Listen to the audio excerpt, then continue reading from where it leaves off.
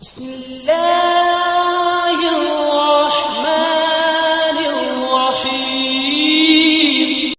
آیت الکرسی ایک لمبی آیت، جیسے آیت البر ایک لمبی آیت تھی، اور اس کو حضور نے فرمایا ہے سیدۃ آیات القرآن، پورے قرآن مجید کی آیات کی سردار ہے یہ آیت۔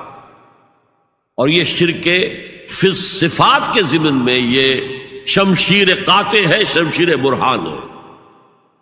اللہ لا الہ الا ہو الحی القیوم، یہ وہی ہے۔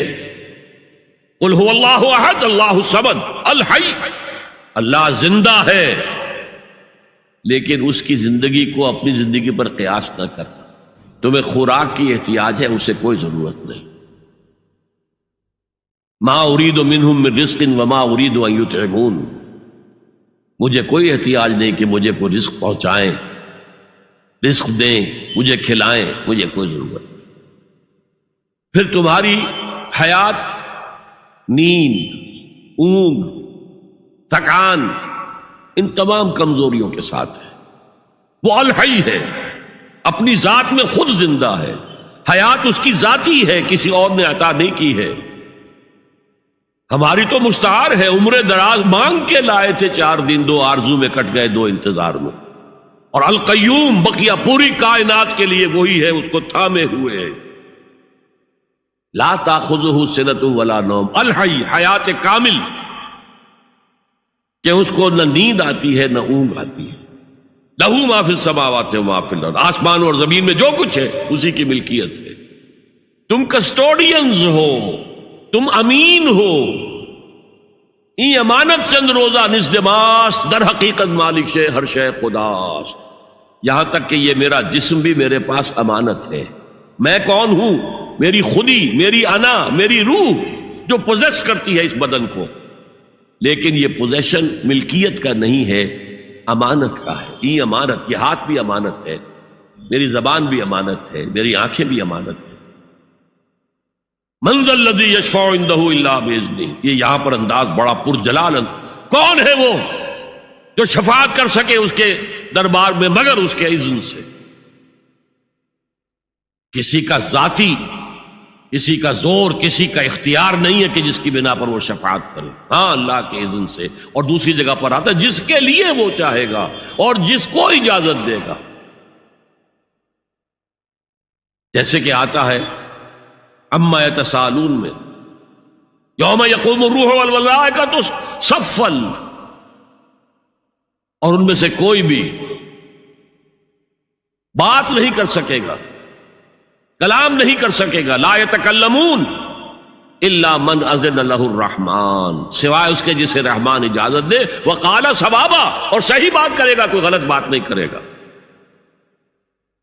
یعلم ما بین ایدیہم وما خلفہم ولا یحیطون بشیء من علمہ الا بما شاء، وہ تو جانتا ہے جو کچھ بھی ان کے سامنے ہے اور ان کے پیچھے ہے، اور یہ کوئی احاطہ نہیں کر سکتا مخلوقات میں سے، اس کے علم میں سے کسی کا بھی، سوائے اس کے جو وہ خود چاہے۔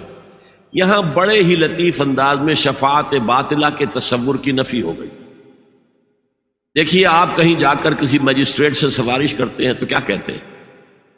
اجی یہ فائل کے اوپر جو کچھ ہے آپ اس پر نہ جائیے، یہ گواہیاں وغیرہ جھوٹی ہو گئی ہیں، میں آپ کو بتاتا ہوں اصل بات کیا ہے۔ اللہ کے سامنے کوئی یہ کہہ سکے گا اے اللہ تیرے علم میں نہیں ہے، میرے علم میں ہے؟ یعلم ما بین ایدیہم وما خلفہم، وہ تو جانتا ہے جو کچھ ان کے سامنے اور جو کچھ ان کے پیچھے ہے۔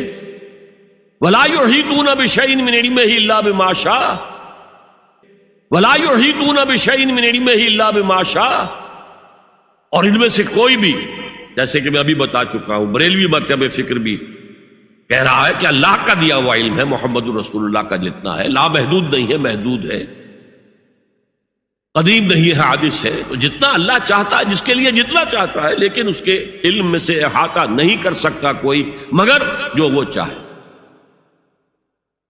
وسع کرسیہ السماوات والارض، اس کا اقتدار چھایا ہوا ہے، مستولی ہے، آسمانوں پر بھی اور زمین پر بھی۔ ولا یؤودہ حفظہما، اور اسے عاجز نہیں کر سکتی ان دونوں کی حفاظت۔ قیوم وہی ہے، صمد وہی ہے، لیکن اس سے کوئی تکان تاری نہیں ہوتی، عاجز نہیں ہوتی۔ یہ اصل میں نفی ہے. جو تورات حافظے سے مرتب کی گئی تھی، 587 میں نبوکڈنضر کا جو حملہ ہوا تھا اس میں اصل تورات گم ہو گئی. اس وقت سے آج تک وہ اصل تورات ان کے پاس نہیں. پیریڈ آف کیپٹیوٹی سے واپس آئے ہیں بیت المقدس میں سائرس کے لطف و کرم کی وجہ سے، ذوالقرنین کے لطف و کرم کی وجہ سے. پھر یادداشتوں سے لوگوں نے وہ تورات مرتب کی ہے، تو اس میں انسانی فکر شامل ہو گیا.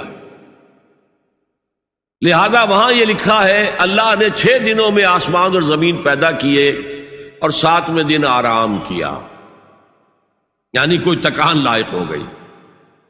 قرآن نے کہا، اللہ تعالیٰ نے فرمایا سورہ قاف میں، وَلَقَدْ خَلَقْنَا السَّمَاوَاتِ وَالْأَرْضَ وَمَا بَيْنَهُمَا فِي 6 أَيَّامٍ وَمَا مَسَّنَا مِن لُغُوبٍ. یقیناً ہم نے آسمان اور زمین اور جو کچھ ان دونوں کے مابین ہے انہیں 6 ہی دنوں میں پیدا کیا. وہ بات ٹھیک ہے، لیکن ہمیں کوئی تکان لائق نہیں ہوئی کہ ہمیں کسی آرام کی ضرورت ہو.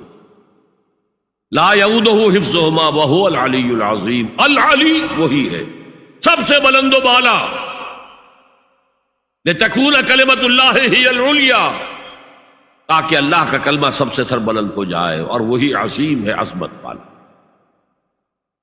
اللہ تعالیٰ مجھے اور آپ کو اس سے بچائے، اپنے سابقہ زندگی کے گناہوں پر توبہ کرنے کی اور اللہ سے استغفار طلب کرنے کی توفیق عطا فرمائے، اور اپنے دینی فرائض کی انجام دہی کے لیے کمر بستہ ہو جانے کا عزم مصمم کر لینے کی توفیق عطا فرمائے.